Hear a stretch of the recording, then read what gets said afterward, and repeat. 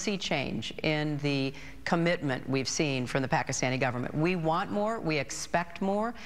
We've made it very clear that if, heaven forbid, an attack like this that we can trace back to Pakistan were to have been successful, there would be very severe consequences. What do you mean exactly by that? I think I'll let that speak for itself. Well, that was Secretary Hillary Clinton on 60 Minutes questioning the Pakistani commitment to ending terrorism after the foiled terror plot in Times Square by Pakistani-American Faisal Shahzad. Many are questioning, while the response by the authorities was rapid, are they also adding to public alarm by overreacting? Liberal radio host Leslie Marshall joins us.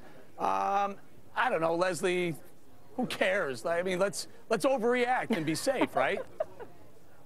No, Eric. I seem to remember a little thing called the Holocaust in which 12 million people died.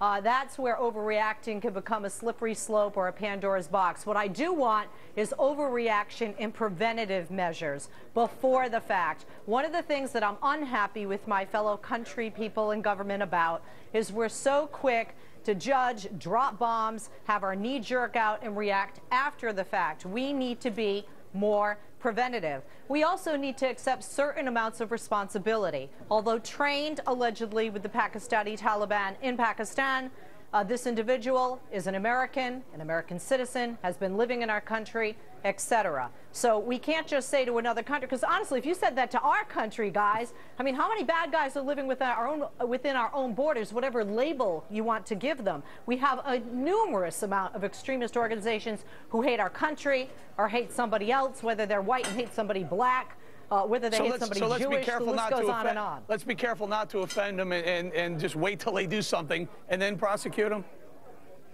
No, I'm not talking about offense. I'm talking about, and I love Madam Secretary Clinton. I wanted her to be my president. I have a girl crush on her to a degree. I have great admiration and respect. However, I don't agree that we make such a statement. First of all, Pakistan is working within the United States, and believe me, having lived in Pakistan, I lived in Karachi in 2007.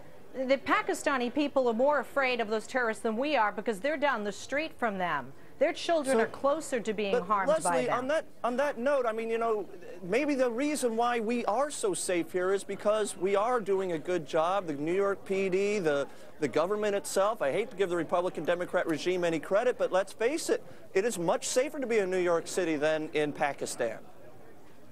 I honestly don't think, and I know you're going to say, oh my God, you said this. I don't think it comes down to really just the simplistic vision of partisan politics, Democrat or Republican.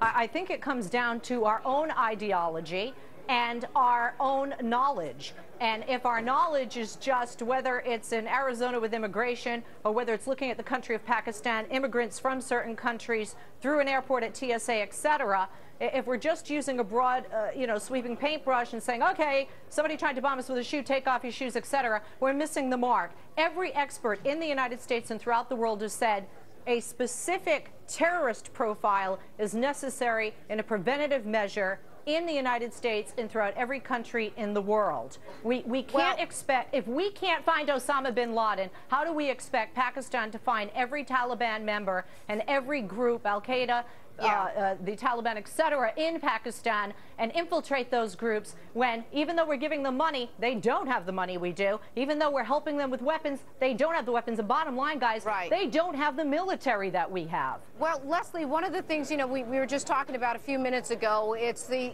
profiling. We do have a profile of people from Pakistan, of Muslims. It's that delicate balance. And I know you have a personal relationship, personal stake in all of this as well. You can tell our viewers about that. I mean, we do want to stop illegal immigration. We do want to stop these people from leaving bombs in Times Square. But there's that fine line between this guy being an American citizen, me being an American citizen, and having civil rights in this country as an American.